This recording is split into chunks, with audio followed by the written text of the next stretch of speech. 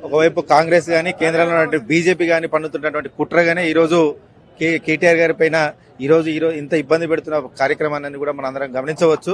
ఒకవైపు ACB case వీళ్ళు పెట్టిన వెంటనే ఇమీడియట్ గా వాళ్ళు పైనంగా ఈడీ వాళ్ళని పంపించేసి వాళ్ళని కూడా ఈరోజు ఈ కేసుల ప్రతిసారి కూడా వీళ్ళని ఇక్కడ పిలిపించడం జరుగుతుంది. ఒకటి మాత్రం ఇక్కడ అర్థం చేసుకోవాల్సిన విషయం ఏంటంటే, మనము ఇక్కడ కాంగ్రెస్ ప్రభుత్వం ఎన్ని అవినీతులు చేస్తుందో ప్రతి ఒక్క దాని మీద ఎన్ని రిపోర్ట్లు ఇచ్చినా గానీ ఒక్కసారి కూడా వాళ్ళని పిలిపించిన పాపాన పోలేదు, వాళ్ళ మీద ఒక కేసు పెట్టిన పాపాన పోలేదు, కనీసం ఎంక్వైరీ కూడా చేసిన పాపాన పోలేదు. కానీ ఇక్కడ ఏం జరగలేదు. యాజ్ ఏ కేబినెట్ మినిస్టర్ గా హోదాలో ఎలక్షన్ కోడ్ ఉన్న ఇంట్రెస్ట్ ఆఫ్ స్టేట్ కిందనే ఇది ఫార్ములా ఈని ఇక్కడి నుంచి పోవద్దు, ఈ రాష్ట్రం పరువు పోకూడదు అని చెప్పేసి తీసుకున్న నిర్ణయంగా తను ఎన్నిసార్లు క్లియర్ గా పత్రికా ముఖంగా కావచ్చు అన్ని ఎంత క్లియర్ గా చెప్పినా గానీ ఈరోజు కావాలని ఈడీ ఇంకా ఇందులో ఏదో ఉందని చెప్పేసి జనాలను పక్కదోవ పట్టించి ఇక విచారణ చేపట్టాలని చూస్తున్నారు తప్ప నిజంగా కొండందవి ఎలకం చేసిన ప్రయత్నమే తప్ప ఇక్కడ కేటీఆర్ గారు కొత్తగా చేసిందేంది లేదు. ఆయన కేబినెట్ మినిస్టర్ హోదాలో ఇంట్రెస్ట్ ఆఫ్ స్టేట్ కిందనే ఈ ఫార్ములా ఈ రాష్ట్ర పరువు కాపాడడం కోసము